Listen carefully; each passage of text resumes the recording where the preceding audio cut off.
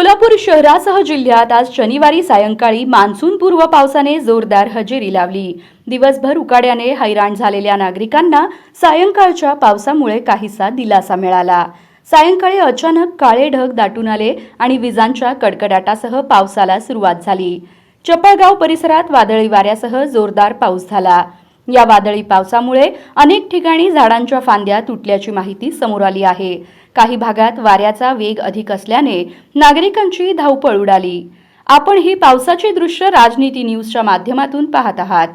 सोलापूर शहरातही अचानक सुरू झालेल्या पावसामुळे वाहन चालक, दुचाकीस्वार आणि पादचारी यांची तारांबळ उडाली। अनेकांनी दुकानांच्या आडोशाला आश्रय घेतला। पावसामुळे शहरातील काही प्रमुख रस्त्यांवर वाहतुकीचा वेग मंदावल्याचं दिसून आलं।